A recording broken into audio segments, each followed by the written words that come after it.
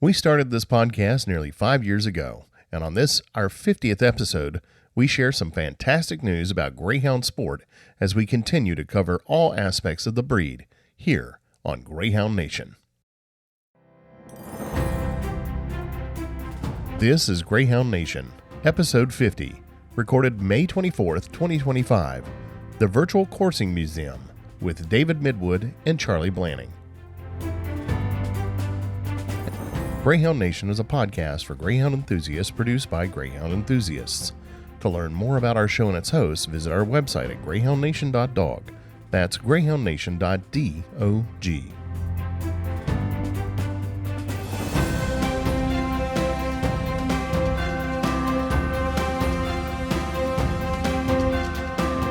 Hello and welcome to another episode of the Greyhound Nation podcast. I'm Michael Burns, and I'm here with host John Parker. We're celebrating a very special episode. This is our 50th episode. We started this podcast during the wiles of COVID in August 2020. And John, I think it's been a pretty good run so far. Yeah, I agree. I think we've probably covered more Greyhound topics than certainly any other podcast that's currently available. You know, there's some good racing podcasts and so forth, but I think the breadth of the topics we've covered has been unlike any other. Yeah, our first guest was an essayist, Dennis McKeon, told some of the best stories I've ever heard about his Greyhounds and the Greyhounds he's met in the racing industry. You know, our most prolific guest is Charlie Blanning. How many times has he been on here? 9, 10? Oh, it's something in that range. I think probably 7 or 8, but who's counting? We'll have him. It won't be the last time, that's for sure. Yeah, when we started in 2020 with Dennis McKeon, we had many episodes covering everything from photographing your Greyhound to lure coursing, Greyhound health, literature, race training with some fantastic trainers. And then we debuted around episode 30. We made it to YouTube, and people started getting to see your lovely face on the interwebs. Yeah, that's been. I have to make sure my hair is combed just right now that we're on YouTube. But yeah, it's been a lot of fun. It's been pretty good, and you've done a great job with massaging the audio and the video afterwards to make it a near professional sounding and looking podcast. And I've been told that by a number of people. They always like to tell me how good it sounds, how good it looks, how much fun it is to listen to. Well, I appreciate that.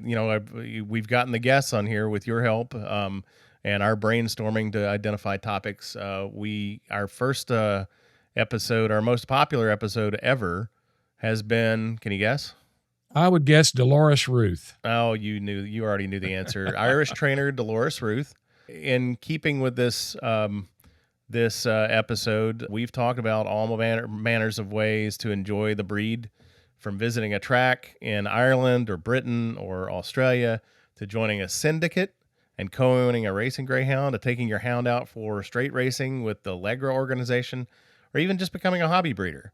This 50th episode, we've got some of the kind of a penultimate topic to cover tonight. So can you tell us what to expect? Yeah, this is the big news, I think, for the greyhound breed and greyhound sport. It's a virtual coursing museum that the National Coursing Club of England has put together, and it dovetails so nicely with some of the goals of our podcast. The goals of the museum are to tell the story of coursing and the greyhounds who ran in coursing, as well as the people who populated the sport, trained the greyhounds, bred the greyhounds, brought them out to the field, so that it'll always be there. So in 100 years, when fewer people have even knew what the sport of coursing was, all you have to do is go on the internet and look, and there it is. And it's a marvelous creation by the National Coursing Club. It dovetails nicely with what we've tried to accomplish here, and will continue to do so, and that is the chronicling of the breed. We've had guests that they're not spring chickens anymore. They won't be around forever, and they'll always be here on Greyhound Nation. Some of their stories, some of their memories, some of the things that they did with their greyhounds. So it dovetails nicely into this 50th episode. We didn't really intend for it to be the 50th episode. We didn't plan that way, but it worked out that way, and I think it's kind of a serendipity that it did, that these two entities that are trying to preserve the memories and stories around the Greyhound breed have come together for a great milestone episode. Well, let's not keep folks waiting. And just like I've done for the first 49, welcome to another episode of the Greyhound Nation podcast. I'm producer Michael Burns. And now, here's your host, John Parker. Welcome back, Greyhound lovers, and welcome to a milestone episode of the Greyhound Nation podcast. This is our 50th episode, and it's very fitting that we have two coursing giants as our guest, David Midwood, chairman of the National Coursing Club of England, and our frequent and perennial guest, Greyhound writer and historian, Charlie Blanning. Welcome, fellas. Good to see you. Thanks, John. Now, David, our viewers and listeners are well versed in Charlie's background and his history with greyhounds and coursing. So let's talk a little bit about yours. Tell us a little bit about your entry into the world of greyhounds and coursing. Well, I live near Newmarket, which is close to Cambridge, in the UK. And Sir Mark Prescott, who I know you know well, used to run the South of England Coursing Club, which was centred, despite its name, around Newmarket. And one day, a good friend of mine said, "You've got to come and see this. It's a really interesting spectacle." And I went along to an estate called Stetchworth, and what I saw absolutely amazed me. And I showed a lot of interest over the years, and then eventually Mark wanted to stand down as the chairman of the South of England, and I took over from him. And we ran along quite happily for a number of years. And then I was eventually asked to become a committee member of the Waterloo Cup up at Altcar, mainly because I used to live in that part of the world and knew the locals quite well. Lord Leverhulme, in particular, who was the owner of the Altcar estate. And so I relinquished my responsibilities at the South of England. I suppose I probably did it for about 7, 8, 9 years, and went and helped out running the Waterloo Cup. At that stage, Sir Joshua Rowley was the chairman, and there were lots of tremendous old chaps now. We call them old chaps. We're the old fellows now. But there were lots of old fellows helping in those days, and I learned a lot from them, obviously, of what we were doing. The way the hares were run, the old keeper there was a huge character, Stuart Wilcox. And if you didn't do what he said, you were in big trouble. And from then, Sir Joshua gave up, and I took over from him. And I ran the Waterloo Cup for its final years. I don't know exactly when it would have been. I started probably in the late 80s. And we had our problems. We had terrible snow one year, which meant we had to curtail it, which was pretty extraordinary because we were very close to the sea at Orca, and yet the snow fell very deep.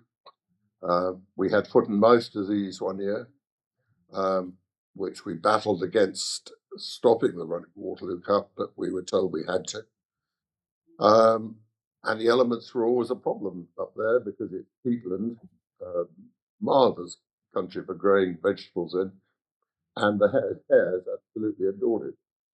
A lot of rough ground where they could rest up, and it is obviously, and was rather, the perfect place for a hare. And then we ran that through to 2005 when we very sadly had to run the last Waterloo Cup. We had very good battles with the antis, the people who were against it, who were not displeased when we had to stop. But no, it was a life of learning and enjoyment, and ultimately I was very proud to have done what I did. But now I've become chairman of the National Coursing Club. Sadly, that doesn't mean that we're running coursing meetings anymore, but we've still got a lot to carry on with. And one of the things, obviously, was this virtual museum of coursing, which follows on from that great book that Charlie wrote, The Greyhound and the Hare. But it's visual with interviews, and we felt it was really important that for posterity, the trophies that would have been lost or melted down are now on display as a video. So that's how it all happened for me. Yeah. Well, my first introduction to you was in about 1998 when I first attended the Waterloo Cup, and you were in the, I believe, called the commentary booth, what we would call Oh, the yes. PA announcer, and I always remember it, your voice coming across now in the red collar, why you Monty, or drill the lads, or who may it ever been that year. That was fabulous. I always enjoyed that, and you can hear it on many of the Waterloo Cup videos. You can hear your voice. That had to be enjoyable for you. Yes, actually, you're referring to another who obviously had a voice very similar to mine. My job wasn't the commentary. I had enough to do without doing that. But if you ever stepped into that commentary box, it was a caravan. Everybody smoked a cigar, and you really couldn't see from one end to the other. And it was the only place on the whole ground, other than in the vehicles themselves, that you could get away from the biting cold winds. So it was quite a popular place for people to come. Yeah. Yeah, yeah. Before we get into the museum, you've got some wonderful hardware there behind you. Would you mind telling us what those are? Well, what there are two Waterloo Cups there. I think it's the 1939 and the 1941 Cup, both won by the same dog, Springing Light. And there is a plate, the Waterloo plate. I don't know if your viewers understand the way that the Waterloo Cup actually was structured, but very quickly you start off with 64 dogs who run 32 different leashes, and then the first round dogs that are beaten go into the plate, and the second round dogs that are beaten go into the purse. And this was the purse trophy behind me in the middle. And then there's a very small but very attractive runner-up trophy for the Waterloo Cup itself, which was run for every year. The two big cups were given and retained by the winner. So there was, up until the death of Lord Sefton, there was a new Waterloo Cup made every year, all identical to the ones behind me. And then a great supporter, who is sadly dead now, Nick Reed Herbert, bought one of the Waterloo Cups, made a plinth for it, had silver collars on it, so we could record who had won, and that was returned every year. It was presented but then given back to us, along with the Waterloo chain, which I have beside me here, which was the most amazing trophy in all sports, really, every link of it.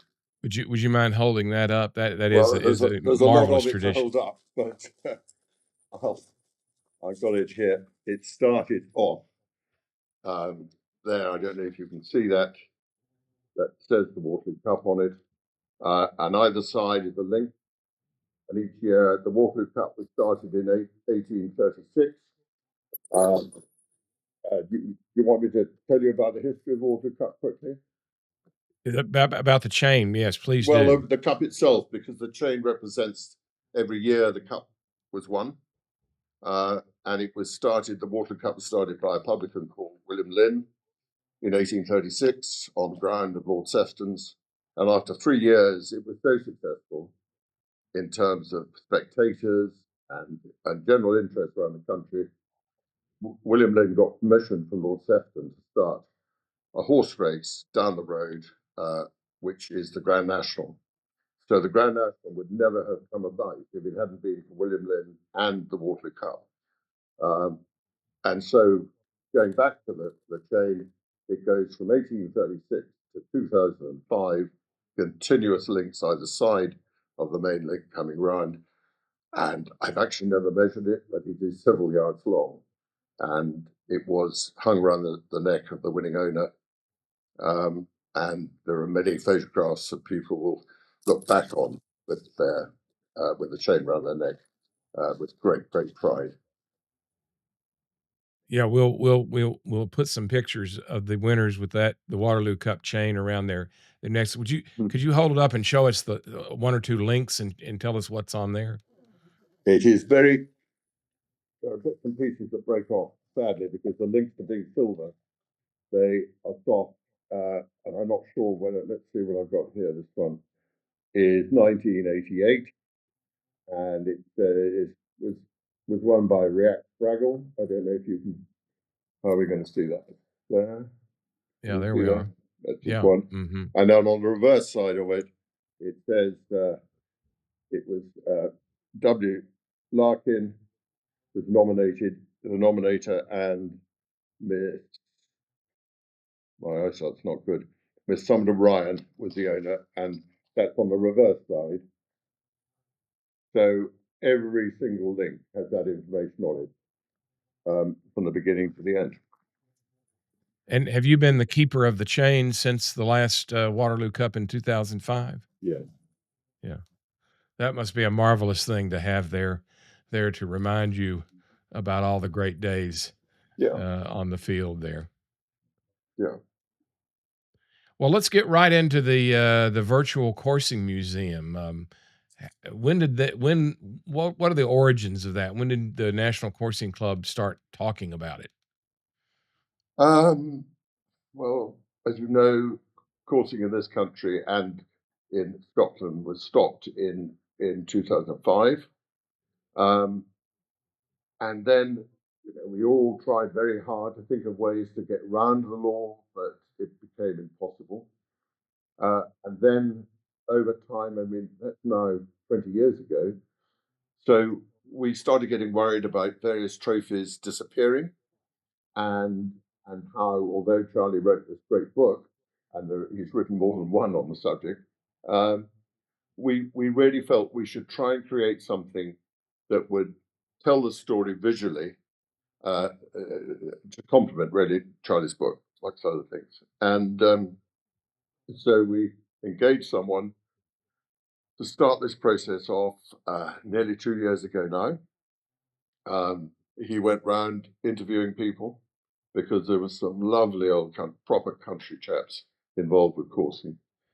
And that in itself is a great chronicle of history, just listening to them. And then photographing the trophies. We've got the chain is on there. Various cups from different coursing grounds around the country. A load of, I don't know how long the whole film will be, but it will be many, many, many hours, and all of which will be fascinating. And of course, you are able to, by putting in filling in a box and saying whatever coursing club it might be you're interested in, it'll then drop down a menu and you can go all around the place finding out various things about that coursing club or a particular dog or a particular owner. And I think it's fulfilled exactly what we wanted, so that we can sit back and think, right, forever and ever, people will be able to find out exactly what happened in coursing in the UK, and hopefully love it, because it's a great vehicle for having produced that. Charlie, let's bring you in. What are your earliest memories of you're of course on the board of the National Coursing Club yourself. What are your earliest memories of the discussions in the origins of the virtual museum? Well, they go back a long time. Even before the ban, there was always a case being argued for having some permanent exhibition which would show the history of coursing and what coursing was all about. But it never came to anything because, of course, finding a locality for a museum and then maintaining it is quite extraordinarily expensive. But then with the growth of the internet, of course, the possibility then grew that we could overcome those problems and we could make coursing accessible, its history, what it was all about, to many more people. So it became particularly important after the ban because there was always a danger that people would forget and also misrepresent what coursing was. And so the idea of a virtual museum, which was David's idea in the first place, and he found this talented web designer who has done the job for us. It then all became possible. So, and next in the latter part of June, we're going to be able to launch the site, and I hope that thousands of people will now be able to see what coursing was all about and understand it better. Yes, and a side note to our viewers and listeners, a little disclosure: we're actually recording this podcast episode before the launch on June 24th in Newmarket. We won't be releasing the podcast until after that. So as we speak, in virtual time, the launch has already happened and the site is up. Do we know the link yet, gentlemen, or is that to be determined as I think once we do, it's in? Charlie. Well, we've of course been provided with a link from time to time by the web designer, so we could see how the work was progressing. But not the final address, if you like. But of course, with the wonders of Google and all the other search engines, you're only Yes. going to have to put coursing museum into your search, and up it will pop. But yes, by June the 24th, of course, we will be aware and we will be publicizing what the link will be. Yeah, and we'll certainly put that in the show notes and so forth as a link to it. Well, that'd be great. Uh, uh, Charlie, as the holder of thousands of historical photographs and so forth, I assume that you were one of the first persons to be asked to carry the load a little bit in interfacing with the web designer with all your historical memorabilia. What did you do early on to get that rolling?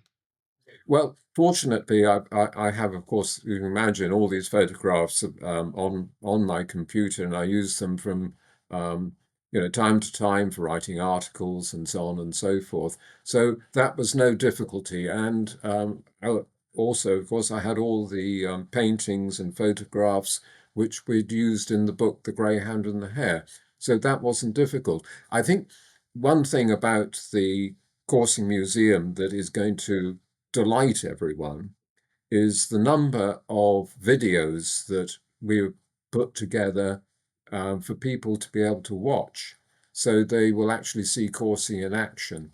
And I know that a lot of people, for instance, who have actually visited a Waterloo Cup, who had seen it for themselves, I think they're going to spend an awful lot of wet Sunday afternoons revisiting the glories of the meetings which they saw for themselves, because we've got every Waterloo Cup from, I think it's 1984 until the year 2000, where they can enjoy, in fact, every course that was run at those meetings. Even better than that, I think the diamonds, if you like, the jewels in the crown of the video section are, first of all, Paul Yule's marvellous elegy for coursing the last Waterloo Cup. That will be available for everyone to see.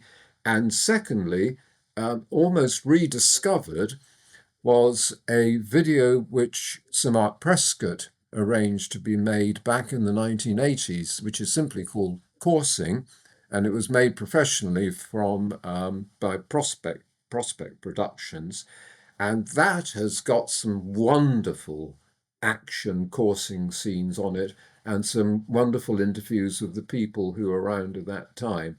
And it was, I think literally, at the bottom of one was Sir Mark's drawers somewhere, and he found it, and it's been transposed onto the museum site, and I'm sure that's going to delight hundreds of people. Yeah, as I've thought about this, the beauty of a virtual museum is that it also it not only avoids the practical difficulties of maintaining a physical facility, it allows you to come and view it whenever, as you say, on wet Sunday afternoons or whenever you want to. I haven't been to a museum yet that I was able to read every exhibit and read every word of every placard and so forth, because you can never get through it if you've got any limitation on your time, including the closing time of the museum. This virtual museum never closes. And so there you are. You can come and go back and forth to it. And it'll also be, I think, be a benefit to the people that weren't lucky enough to have actually viewed coursing in person, particularly the Waterloo Cup. I count myself just enormously lucky that I was able to get to 6 or 7 of them before things ended. And so this will be a marvelous way for people to learn about what the sport was. David, when the idea was first floated, did you run into any resistance from any members of the board that might not be, shall we say, internet savvy? Well, I don't really think so. I mean, we're all of a certain age now, sadly, but it was fully recognised. I mean, Sir Mark and I had a really hard attempt at finding a museum that would take what we had, I mean, the likes of the chain and the cups behind me and many other trophies, in order to save them for posterity in a museum. But, I mean, the hunting museum in this country doesn't really operate now because the Antis have had an awful lot to do with limiting it. And in France, you can see there are lots of museums of country sports, but somehow or other in this country, it hasn't caught on. And everyone recognized that really the only hope, keeping all the paraphernalia of coursing together, it was a virtual museum, and everybody supported it and continues to support it. Yeah. When you got the affirmative vote of the board and the decision to go forward and spend the money, et cetera, how did you go about finding, somebody to actually, a web designer to actually put it together? Did you know somebody, or did you put out a request for bids, or how did you go about doing that? Well, it's not really ever been my line, that sort of thing. But there's a great friend of mine who was the vice chairman of the board with me, Harry Featherstone, and his son used to work, I think, at some stage in video production, and through him, it took some time, and we tried other places as well, but we found this young lad who was keen to go, very keen to make a name for himself, and to show that he was able to do it. We brought him down to Newmarket on a cold winter's night. I remember quite well seeing him in a great cloak and thinking, my goodness, who is this fellow? And he had lots of ideas of how it was going to do. And you don't have a dog and bark yourself. We let him loose. And what he came up with was, I think, spectacular and really well, and a great achievement, really well produced. So no, there wasn't a particular problem. Once we said we were going to do it, it was just a question of getting out there and finding out I mean, we could have employed very expensive technicians and all the rest of it. I'm not saying that this was done on the cheap at all. It wasn't. But it gave a young lad a chance to make a name for himself, which I think he certainly has done. Yeah. Yeah, you would think initially it would be quite a challenge to first explain the sport to somebody who had never Yeah. seen it, and then to go from there to say, here's how we want to organize it. Did you give him the organizational flow chart, so to speak, or is it something he came up with as part of the creative process? Well, what you said actually was the strength of it. Because he knew nothing about the sport at all, he was going to view the whole project as an outsider looking in and trying to understand what it was about meant uh, that he could really understand what it was he had to show and produce in this film. And we had several meetings with him, uh, and and we helped him as much as we possibly could. But we didn't want to tread on his toes. It was up to him to be creative, and we led him to various people to interview. We gave him the films, and Charlie's just spoken about all the photographs and the various things to do with the many clubs that were around the country. And he could have done more. And one of the beauties of a virtual museum is we can add to the collection.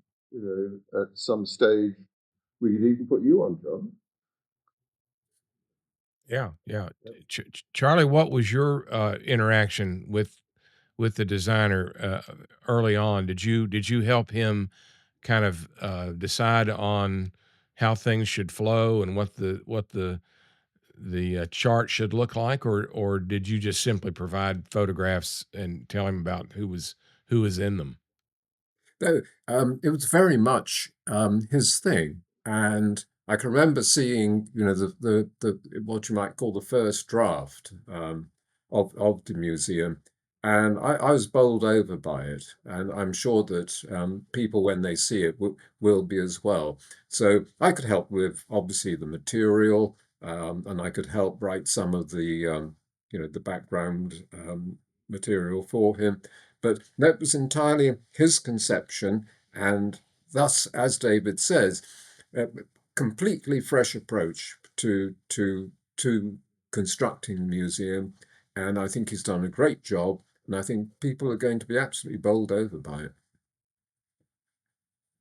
As I recall, you not only provided the photographs, you also provided the captions for each one. That had to be a Herculean task.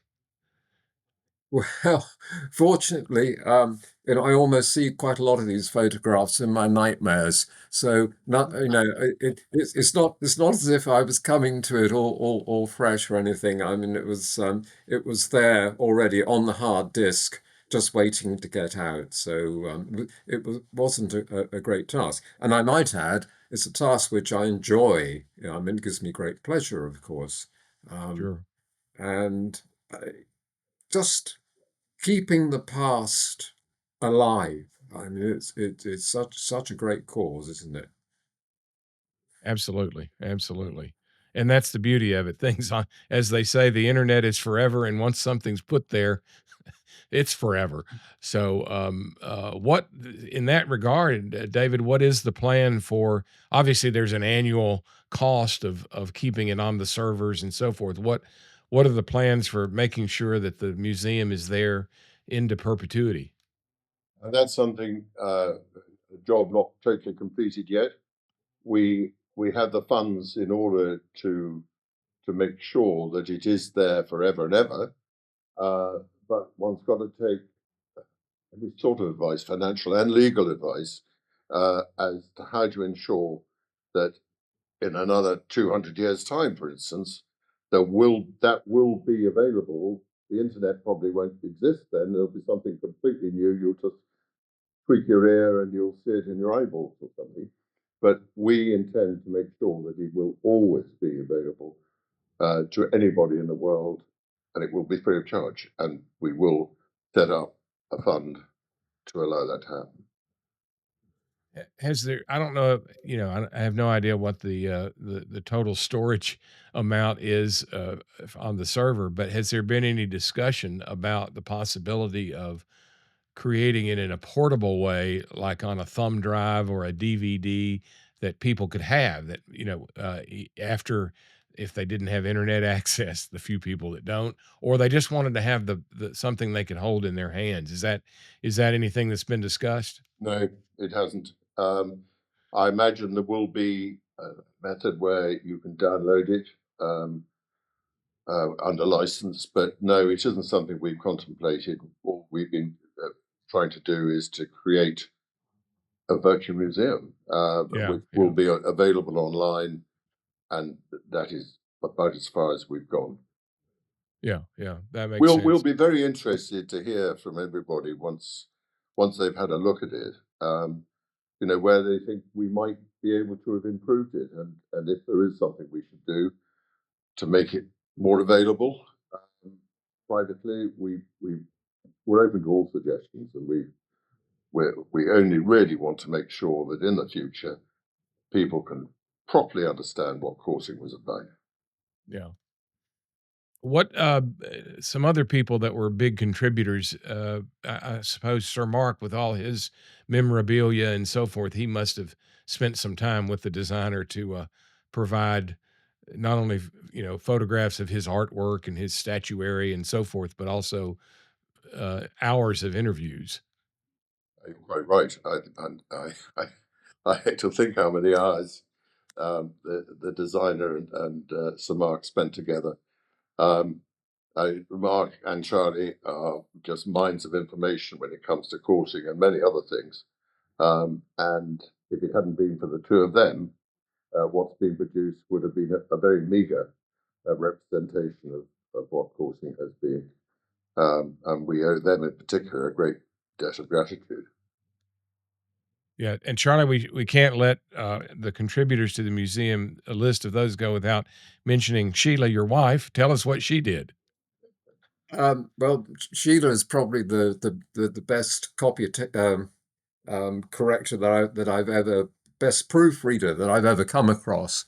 So it was down to her to go through all all the material and make sure it was correct. You mentioned interviews. That's another marvelous section in the museum, and that gives the interviews that the web designer carried out with various coursing people for the purposes of information, and also to use as over the top of the pictures which he has in other sections. But people will be able to watch and listen to those interviews in full, and there are some fascinating ones there, apart from obviously, as you'd expect, Sir Mark is one of them. But I think some of one of my favorites is, for instance, John and Jackie Teal, and also Aaron Atmore, who was the last man to slip a Waterloo Cup. I think people will find his memories of coursing and his devotion to coursing absolutely inspiring.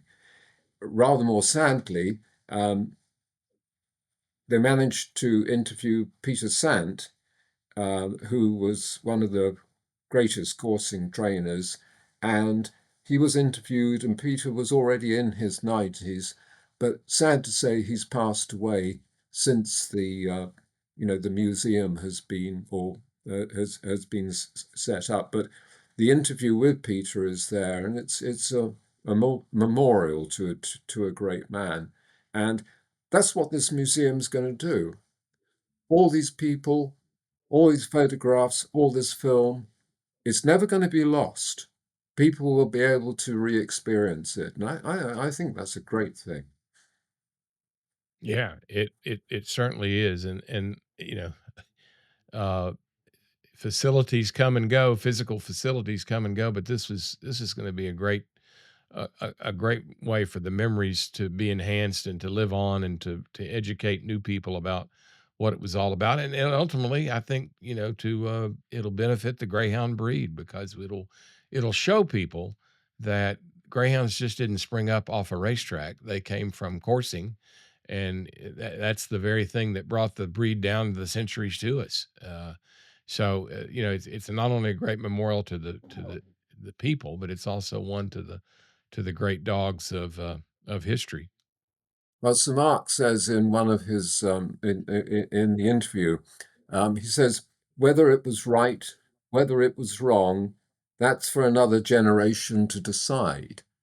But the fact that the museum exists is going to allow them to decide and come to a decision for themselves what all this was about, whether one could approve of it, disapprove of it.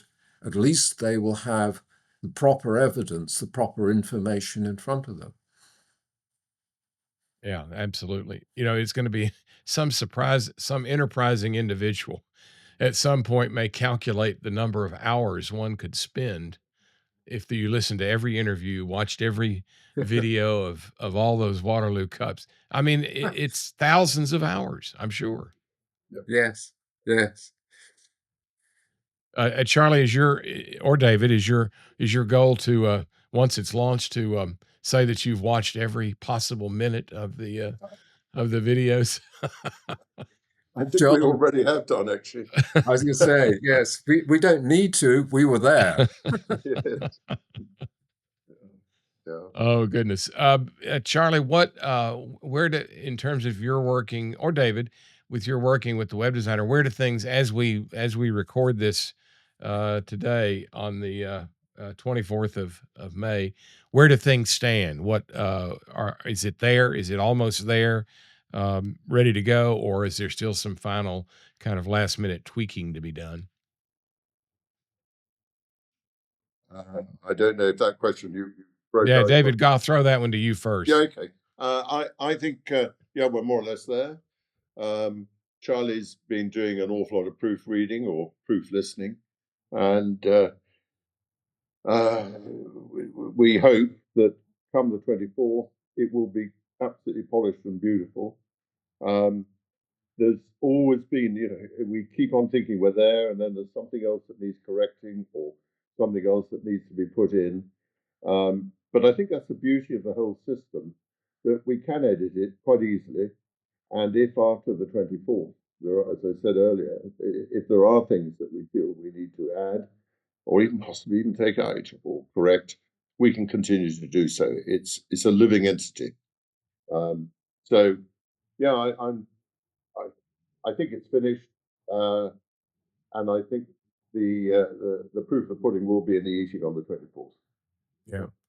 Charlie, what about is your contributions and so forth? Have you concluded that, or have you got a little bit of work yet to do? Now, as far as we're concerned here, it's over. At some stage, rather, it's rather the same with books, or whether it's in this case a website. You've got to hold your hand up and say, "Stop, no more." Print, print, or at least show it. Yeah. David, is there any discussion yet of something like an annual review where you decide, okay, let's add this or let's add that or so forth? Has there been any discussion about revising it in the future to make additional additions as things become available? Not at this stage, John. I think we're keen to get it floated, get it out there, hear the reactions, and then if it's necessary to review, we will review. I mean, it's been our baby, and we want to make sure it grows into something that everybody really admires and enjoys. Yeah, that's great. What are it'll be in the rearview mirror when we release this episode, but what are the plans for the launch? There going to be speeches, or will it be merely a social occasion, or how is it going to be structured? I'd like you to come. It'll be there will be speeches, and there will be a social occasion. The invitations are on the verge of going out. I don't think they've actually gone out yet. And we'll have the press obviously to review it, and it'll be done in Newmarket, and off it'll go, and hopefully everyone will be looking on the web and spending hours and hours looking at the film that it could take up the rest of their lives to watch everything. Because as you said, every single Waterloo Cup, from I forget now exactly when it did start the filming, Charlie knows, will be there available, and there's a lot of film there, along with a huge amount of other material. So I don't think people will want to sort of press the button and start it rolling and watch it continuously. It'll be more going in there and finding out what you want to find out, and then that leading you on to more things. And it'll be something, as Charlie said, on a rainy, cold day, you switch on your computer and you have another look round, and you find something that relates to you and your family, or to dogs that have run from different parts of the world. And it should be totally fascinating, and I can see people really drawn to it. Yeah, I think my screen time is. I get a report every week on my phone as to what my screen time for the week before was. It's always a little embarrassing, of course, and I fear that my screen time is going to increase, dramatically once the launch happens and it's out there and available. Because I'll find myself in moments of, well, I'm not doing anything right now, or I'm in line somewhere. I'm going to whip out my phone and watch a little bit of it. So yeah, my screen time will definitely go up. That's great. Yeah, because we hope everyone will have the same experience. Do you anticipate any controversy? I'm sure it's coursing. I mean, if insofar as coursing was controversial, yes, but it's history now, and you can't really, although history can be controversial, this is just factual history. And no, I see no more controversy in that than anything else that might be historical. Yeah, yeah, absolutely. Yeah. Is there going to be a comment section? Not yet, but that's an interesting concept. You'll have to police it, I'm afraid, if you have one. Yes, I think probably the answer to that is no in that case. And is there any, other than keeping it on the server, is there any maintenance that has to be done? I know nothing about these kinds of sites. Is there maintenance that has to be done every year to keep it going, or is it once you get it on the server, that's kind of the end of it? John, if you know nothing about it, I promise you I know next to nothing about it. But we are advised by people who know more, and yes, it will have an annual maintenance check, which would be where the cost would be of maintaining it. And as far as I know, you can't tell what's going to happen in the future, but in order to maintain it online, it will have to have a certain amount of money spent on it every year to keep it crisp. Yeah, here in the United States, we have the Greyhound Hall of Fame in Abilene, Kansas, which it has some coursing in it, but it's mostly the history of racing, and they take donations, they solicit donations, in fact, to keep it running, because it's not, there's no organization other than the Hall of Fame organization itself to keep it going. So that may be, people may ask you, can I make a donation to keep it going and so forth? Any thoughts? Or you be setting up something like that, or are we not quite there yet? I think we're not quite there yet. No, insofar as there will be money needed to be spent every year, more or less forever. I believe we've got it covered, but on the other hand, you've no idea in the future what disasters might befall. So sadly, everything in this world now comes down to money, and obviously we'd be more than happy to accept any donations, but that has never been our aim. But it would obviously be very nice to be able to be supported in that way. Yeah. Yeah. Charlie, you're a great researcher, and you're always coming across, historical gems in the course of your research. Do you anticipate that you'll discover things and you'll think to yourself, "My goodness, this needs to be in the museum"? Well, I think that's inevitable. One keeps coming across the odd, photograph, the odd article, the odd painting. It's a never-ending process, but that's good. That's a wonderful thing. And do you have a literary section in there where books written by great authors like Mr. Blanning can be highlighted, or some of your predecessors, Charlie? Well, I have to say, John, we don't. But what a great idea! making sure, of course, that my own particular publications are given plenty of prominence. Yeah. David, I've put a bug in Charlie's ear about this since we're recording this prior to the launch, but I think it would be wonderful if you could find some enterprising younger person, particularly who is adept at doing what they call live feeds.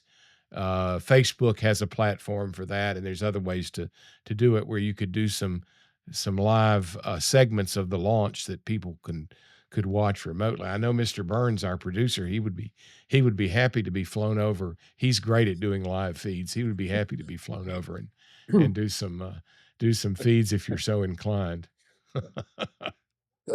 He'd be very welcome, but it isn't on our agenda at the moment, I have to say. I'll keep campaigning for it if you find Well if it's all it takes is a cell phone and somebody with some degree of adeptness at using the live feed feature on Facebook. So we'll keep our fingers crossed that might happen. I hear you. Maybe Sheila Blanning might do that, Charlie. She's Yes, pretty well, good at that stuff. she's missing at the moment. She's walking the dog. So, well, gentlemen, anything else we should that you want to say about the museum, or is anything we haven't covered? I'm trying to think of things that I've forgotten to ask you. Any thoughts about that? If it's directed at me, that question, I was waiting for the various things you wanted to know about to be presented to me, and I had no idea what you were going to ask. But I think the whole reasoning behind setting this up has been achieved, and I believe that now we have got, alongside the Greyhound and the Hare, Charlie's great book. We have got a video audio history of what is going to be an extraordinary thing in years to come. People just will say, coursing, what was that about? And they will be able to see not only the coursing itself, but hear from all the people who were involved at this stage. And I just hope that it is really, really well received, and it'll be tremendous to have a feedback from people all over the world as to what they've thought of it. One thing, David, I didn't ask, and it just occurred to me: what are the plans for publicizing it once the launch happens? Well, the launch itself will initiate publicity. We have certain members of the press coming, and it's our hope and belief, obviously, that once it starts to appear in articles in newspapers and magazines, more people will be interested, and it will roll through. And certainly everybody who's interested in coursing will then be able to, as Charlie said, all they need to do in their search engine is to put in Greyhound coursing, and it will come up. I mean, Yeah. And so I think the publicity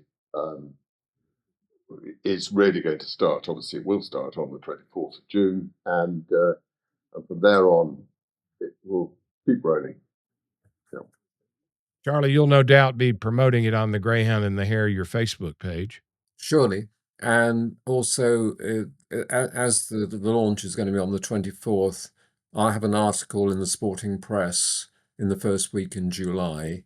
And of course, the article will be about the Coursing Museum. So that'll reach a lot of people. It's going to be wonderful if hopefully this is going to be technically possible that you go to maybe a video or an interview, etc., and there's a separate link for it, or at least a URL that's in the top of your computer that it can be shared. You just copy and paste that link. I'll certainly be planning to do that on our Facebook group, the Greyhound, with its 41,000 now plus members worldwide. Look at this link. Look at this great video from the 1998 Waterloo Cup, etc. I think that's going to be a great way to put that out on social media, Instagram, Facebook, the various platforms that way, and people will get to see it as well. So that's certainly what I'm looking forward to doing as I watch it and copy the links and so forth. Yeah. Charlie, what do you think you'll put some of the video excerpts and so forth on the Greyhound and the Hare? I'm not sure if I know how to do that. I'll bet Sheila can help with that. Well, let's hope. Let's hope. I'm too much of a dinosaur, John. Yeah, yeah. Well, I'm looking forward to it with great anticipation. I think our viewers and listeners are gonna love it. And as I said, it's a great contribution to the breed and the legacy of the breed and sport and so forth. So to the National Coursing Club and both of you who have been so instrumental in making it happen, we have to say well done. Thank you, Thank you John. very much. John, Thank you it's very very good of much. you, and it's been enjoyable being able to speak to you. So thank you again for joining us, and we will look forward with great anticipation. I'll keep campaigning for some live feed of the launch, Yeah. and we appreciate your spending some time with us. And folks, please tune in when the virtual museum is available. And thank you for watching today's episode.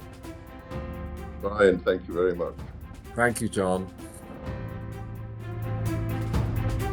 Thanks so much for listening to the show. If you're not a regular listener, be sure to follow Greyhound Nation wherever you get your podcasts. We're also on social media, Facebook and Instagram. Just search for Grey Nation Show, follow us, and you'll get notifications every time we release a new episode. You can also get new show notifications when you subscribe to our YouTube channel. If you like the episode, leave us a review on our Facebook page or your favorite podcast app. You can also send us feedback or questions via the contact form on our website at greyhoundnation.dog. That's greyhoundnation.dog. This episode was produced in collaboration with host John Parker. Our theme music was composed and performed by Dimitri Taras. We want to thank all of our listeners and followers who have taken this journey with us the past 5 years. We hope you've learned from guests like David and Charlie and appreciate hearing how they work to preserve the history of the Greyhound breed and Greyhound sport. The virtual coursing museum is live now, and you can visit it via the links in our show notes. Here's to another 50 episodes about the Greyhound. I'm Michael Burns, and you've been listening to Greyhound Nation.